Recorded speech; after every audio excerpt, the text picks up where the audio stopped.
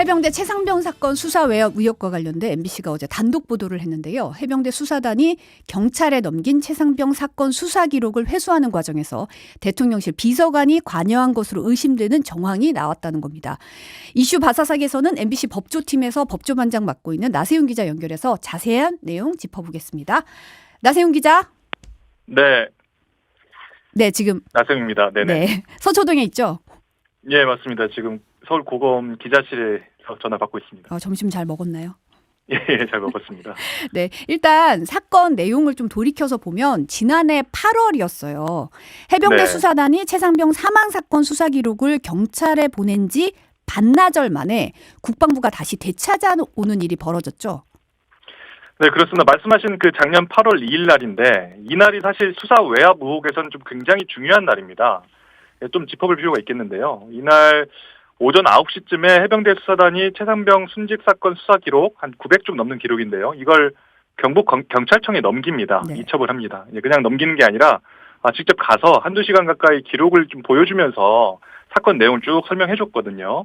근데 아무래도 이 초동 조사를 했던 담당자가 이후 수사를 이어갈 경찰 수사관한테 직접 이 설명을 해줘야 기록 이해도 잘 되고 수사도 또 원활하게 될 테니까 그렇게 했습니다. 그렇죠. 그런데 수사 기록이 900쪽이 너무 굉장히 방대하니까요. 그렇습니다. 네. 그렇습니다. 이 사람이 어떤 행위를 했는데 무슨 문제가 될 것 같다 이런 것을 구도로 이렇게 설명을 다 했다고 해요. 그런데 네. 임성군 제1사단장 등 8명을 이때 피해 혐의자로 맨 앞장에 적시해서 보냈거든요. 근데 이종섭 장관이 당시 이종섭 국방장관이 이제 그렇게 보내지 말라. 그리고 일단 보류하라라고 시킨 건데 해병대 사령관한테 지시했는데도 사건이 경찰로 넘어간 겁니다. 그래서 오전 11시쯤에 사건이 이첩됐다는 사실이 윗선에 보고가 되고요. 국방부 수뇌부가 당시 한마디로 난리가 납니다. 이런저런 논의가 갑자기 벌어지고 이날 이종섭 장관은 우즈베키스탄 출장 중이었어요. 해외에서. 해외에서 김계환 해병대 사령관 그리고 국방부 차관 유재훈 법무관리관 이렇게 통화를 합니다. 이런 과정을 거쳐서 기록을 넘긴 해병대 수사단장 박정훈 대령이죠. 네. 항명죄다. 항명을 한 거다. 인사조치하고 입건하라. 조사하라. 이런 지시가 떨어지고 군 검찰이 수사에 착수합니다. 이날 1차 조사까지 진행을 하고요. 더 큰 문제는 뭐냐. 지휘부 입장에서 보내지 말라고 했던 기록이 경찰에 넘어간 거 아니겠습니까? 그렇죠. 이걸 어떻게 처리할까. 이게 사실 골치 아픈 문제였던 것 같습니다. 한번 이첩이 됐으면 경찰에서 바로 수사를 착수해야 되거든요. 그렇죠. 네. 네. 그래서 국방부 내부에선 이걸 다시 가져오자 이렇게 결정이 내려진 것 같습니다. 그 이후의 일들을 보면요. 이첩이 됐으면 경찰이 네. 수사를 해야 되는데 이제 네네. 뭔가 문제가 있으니까 다시 가져오자. 네네. 그렇게 결정이 됐던 것 같습니다. 이후의 과정을 보면요. 이번에도 이제 군 검찰단이 나서서 기록을 갖고 있는 게 이제 경북 경찰청인데 여기는 사실 경북 안동에 있습니다. 네. 군 검찰단은 이제 서울에 있고요. 근데 이날 바로 오후에 사람을 보내기로 결정을 하고 검찰 수사단을 보내서 저녁 7시쯤에 바로 그 기록을 다시 가져옵니다. 말씀하신 것처럼 어떻게 보면 다급하게 반나절 만에 회수한 건데요. 사실 이 수사기관이 정식으로 넘긴 사건, 이첩할 사건을 다른 기관이 다시 가져간다? 이 수사 경험이 풍부한 이 검사나 경찰관들한테 많이 물어봤는데 실무적으로는 좀 상상하기 어렵다, 좀 목격하기 어려운 일이다라고 해요. 그래서 경찰이 왜 그럼 이걸 기록을 다시 가져가도록 허용을 했을까? 일각에서는 이걸 가지고 기록을 탈취당했다는 표현까지 쓰거든요. 탈취당했다. 네네네, 뺏겼다 이렇게도 보는데 어제 저희 보도는 이 배경을 좀 추적하는 과정에서 대통령실이 관여한 정황이 있구나 이거를 추가 확인하게 됐다 볼 수 있습니다.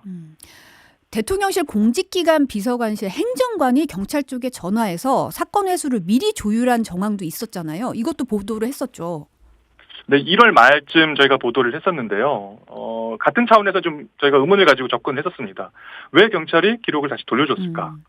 그런데 보니까 당시에 대통령실 공직기강 비서관실에 이 행정관으로 파견 근무하는 경찰이 있었습니다. 이 경찰대 출신 엘리트고요. 박모 경정이라고 하는데요.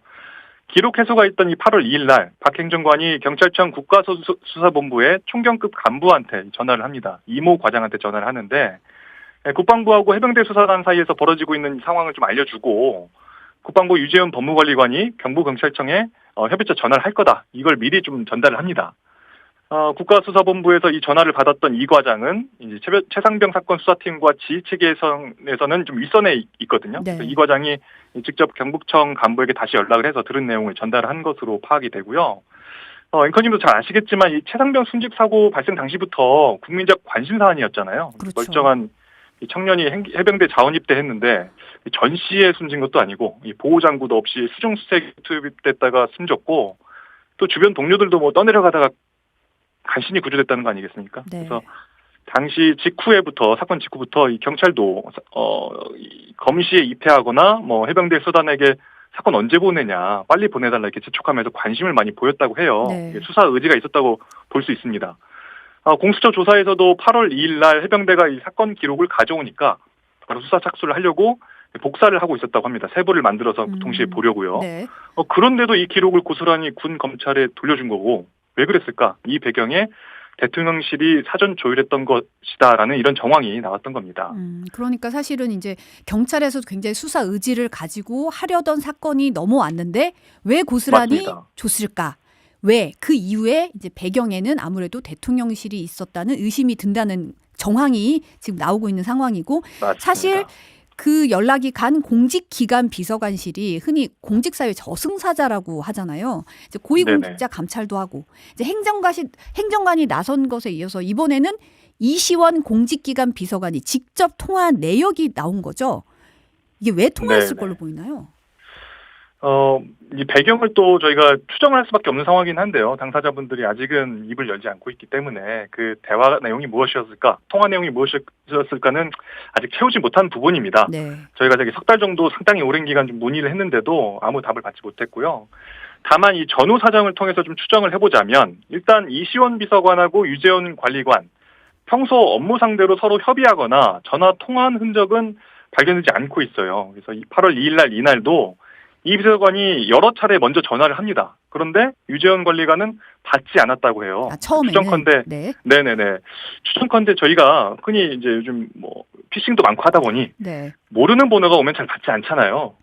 아마도 이전에 연락한 바가 없던 처음 보는 전화번호라서 받지 않았던 거 아닐까 싶고요. 네. 이후에 처음 통화 시도가 있었던 이후에 오후 늦게 통화가 이루어졌다고 합니다. 그런데 이날은 앞서 말씀드린 것처럼 이 국방부가 긴박하게 움직이면서 이 경찰이 넘어간 해병대 수사 기록을 되찾아오는 이런 일련의 행위가 있었던 날이잖아요. 네. 그리고 이시원 비서관 휘하에 있는 행정관이 직접 경찰에 연락해서 회수 과정을 사전 조율하기도 했습니다. 네. 그러니까 이 대통령실이란 조직이 일개 행정관이 단독으로 업무를 처리할 수 있다 이런 곳은 아니라고 봐야 될 아니죠. 테고 네. 당연히 보고가 됐을 거고 거기에 이 비서관이 직접 국방부 간부에게 연락했기 때문에 상식적으로 판단하자면 아직 추정이지만 이 비서관 역시 이 기록 회수 문제를 협의하려고 연락했다고 봐야 될 것 같습니다.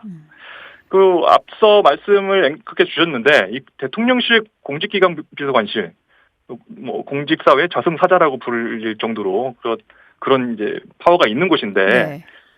실제 수도권에서 근무하는 이 서장급 경찰 간부한테 물어봤어요. 어느 곳이냐 했더니 이제 공직실이 사실 경찰 인사도 하고 공직 감찰팀도 운영하기 때문에 일선 경찰 입장에서는 전화를 받았을 때 말을 듣지 않기 좀 어려웠을 것이다라고 좀 지적을 하고요. 부서 자체가 인사나 이제 이런 여러 가지 감찰팀도 운영하기 때문에 듣지 않기 힘든 부서다. 거기서 연락이 간 거다. 네. 단순 업무 협조라 하더라도 과연 그 협조가 아닌 방향으로 의견 낼 수 있었겠느냐. 아직 구체적인 내용이야 더 수사를 통해서 확인해봐야겠지만 네. 그런 관측이 나오고 있습니다. 그리고 이 인물에 대해서 좀 보자면 이시원 공직기강 비서관은 이 친윤 라인 검사로 알려져 있지 않습니까? 네. 검찰에서는 사실 그 윤석열 대통령과 달리 특수 라인이 아닌 이 공안 사건을 주도한 공안 라인인데 네. 윤석열 검찰총장하고 연을 맺게 됐던 그 이전 윤석열 대통령과 연을 맺게 됐던 과정이 좀 있습니다. 윤석열 대통령이 박근혜 정부 시절에 댓글 수사 때문에 대구 고검에 좌천됐을 때가 있는데요. 그렇죠. 네. 이때 이시원 비서관도 다른 사건으로 서울시 간첩 조작 사건에 연루돼서 대구 고검에 좌천됐었습니다. 그래서 이때 같이 근무하면서 이 법조계에서 쓰는 말인데 밥총무. 밥총무. 그러니까 네네네. 점심 먹으러 갈 사람 모집하고 메뉴 정하고 뭐 이런 역할, 일종의 총무 역할을 맡으면서 좀 가까워졌다고 합니다. 그리고 실제 지금 대통령실에 들어가서도 윤 대통령한테 직접 대면 보고가 가능한 이 최측근으로 좀 알려져 있는 상황이고요. 이시원 비서관이 사실 그 서울시 공무원 유우성 씨 간첩으로 재판에 넘겼다가 증거 조작 드러나서 문제가 됐던 거잖아요. 그때 네, 바로 그 자천됐을 사건입니다. 때 네네. 밥총무하면서 좀 인연을 맺었다. 사실은 이 두 이제 유재은 법무비서관과 이시연 비서관이 어떤 내용으로 얘기를 나눴는지는 당사자만 아는 거잖아요. 지금 현재 상황에서는 뭐 좀 입장이 더 나온 건 없나요? 그렇습니다. 저희도 공직을 맡으신 분들이 공모를 하는 과정에서 벌어진 이제 의혹들이기 때문에 좀 설명을 해달라는 요청을 좀 수차례 드렸는데 이 보도가 나가기 전까지 취재 과정에서는 사실 아무런 답을 받을 수 없었고요. 처음에 제가 직접 이제 확인을 하려고 전화를 걸었을 때 문자로 좀 용건을 말해달라 이렇게 답이 왔어요. 그래서 문자로?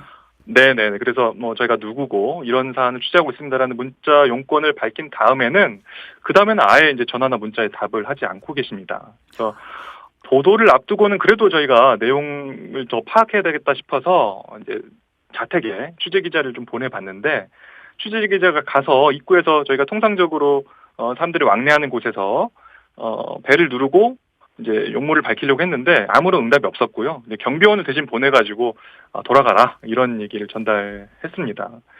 저희 보도 이후에도 다른 언론사가 추가 취재에 나서긴 했는데 보도를 보자면 아무런 답변하지 않고 있다고 합니다. 네. 저희 기자들 용어로 취재원을 무한정 기다리는 거 뻗치기라고 하지 않습니까? 그렇죠. 네. 잘 아시겠지만 그래서 공수처에서 뻗치기를 하다가 포렌식 참관을 하려고 오는 유재은 법무관리관을 저희 취재진이 만났었습니다. 이때도 이날 통화에 대해서 이제 이시원 비서관과의 통화 내용에 대해서 물었는데 이때는 대답하지 않겠다. 수사 결과가 나오면 다 알게 될 것이다라고만 답을 했었습니다. 아무래도 두 사람 모두 법률 전문가잖아요. 네. 공수처 수사가 예고된 상황에서 어떤 답변도 하지 않으려는 것으로 보이고요. 이번 정부에서 사실 민정수석실을 폐지한 이유가 과거에 민정수석실이 검경을 수사기관을 장악하고 흔드는 역할을 했다. 그 창구였다는 반성 때문이었다고 하거든요. 그런데 8월 2일 날 이미 해병대 수사단장에 대한 항명죄 수사가 시작된 상황에서 네. 공직기관 비서관실이 단지 경찰과 국방부 간 조율 역할을 했다고 하더라도 결국에 개별 사건에 관여하게 되는데 그리고 혹시나 특정 방향으로 처리할 것을 지침을 내렸다면 문제가 될 수 있다고 판단하는 거 아닐까 이렇게 추측만 하고 있습니다. 근데 사실 수사 외압 의혹이 이제 좀 복잡해요. 내용도 복잡하고 이것뿐만은 아니잖아요. 사실 갑자기 원래 계획된 수사 결과 발표 취소하면서 외압 의혹이 시작된 거 아닌가요? 어떻게 다시 한번 짚어볼까요?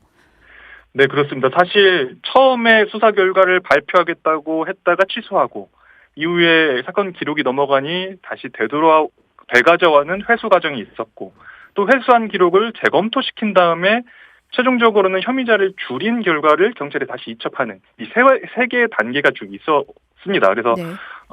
주의 깊게 보지 않고서는 조금 어렵다고 복잡하다고 생각하실 수도 있긴 한데요. 좀 짚어보자면 처음에는 작년 7월 31일이죠. 당초 수사 결과 발표가 예정돼 있었고 국회에도 이 내용을 설명하려고 준비하고 있었습니다. 그런데 갑자기 이종석 당시 국방장관이 해병대 사령관에게 전화를 해서 2시간 뒤에 예정된 발표 취소하라. 일단 멈춰. 이렇게 했거든요. 네. 근데 이 결과는 전날에 바로 본인이 직접 수사 결과를 보고받고 결재까지 했었던 내용입니다. 네. 그래서 왜 전날 보고받고 결재까지 한 내용을 뒤집었을까 의문이 제기됐는데 해병대 수사단장은 당시에 듣기로는 대통령이 화를 냈다고 하더라. 이른바 이제 VIP 경로설이죠. 이 주장을 했는데 관련자들은 모두 이제 그런 말 한 적 없다고 부인하는 상황이고요. 이종석 장관도 사건 초기부터 국회에 나와서 윗선은 없다. 자기가 마지막이다. 이렇게 얘기하고 있습니다. 그런데 저희가 취재를 해보니까 이날 발표 취소를 지시한 통화가 이종석 장관이 발표 취소를 지시한 통화가 11시 57분이었는데 직전인 11시 50분쯤에 이종석 장관이 대통령실하고 통화한 기록이 공수처에 확보됐습니다. 대통령실 누구와 어떤 통화를 한 건지 대통령실도 이 장관도 여기에 대해서는 입을 열지 않고 있고요. 네. 이 의문의 통화가 대통령실의 그 외압이었는지는 또 밝혀져야 되는 대목입니다. 말씀드렸던 것처럼 다음 단계 이제 공직기관 비서관실이 관여한 것으로 보이는 이 사건 기록 회수 단계 역시 한번 더 수사를 통해서 밝혀져야 할 대목들이 있고요. 그 다음 단계 이제 회수한 기록을 국방부 조사본부가 재검토해서 최종적으로 대대장 2명만 혐의자로 적시해서 경찰에 넘기는 2단계. 이때 국방부 조사본부가 사실 못하겠다고 반발했었거든요. 네. 또 최종 검토 결과를 발표하기 전에 장관이 주재하는 중간 보고 회의가 있었다는 의혹도 나온 상황입니다. 현재 공수처가 전반을 좀 들여다보고 있고 국회에서도 특검 도입이 추진되고 있으니까 좀 의혹이 계속 풀릴지 저희도 취재하면서 지켜보도록 하겠습니다. 네, 이 사건 사실 어떻게 보면 해병대의 젊은 장병이 참 안타까운 죽음으로 벌어진 일인데 이 일이 어떻게까지 이렇게 일파만파로 번질 수 있는지 좀 계속 의혹이 풀릴 때까지 국민들이 궁금하니까 계속 취재 부탁드립니다. 잘 들었습니다. 지금까지 네, 감사합니다. MBC 법조팀의 나세훈 기자였습니다.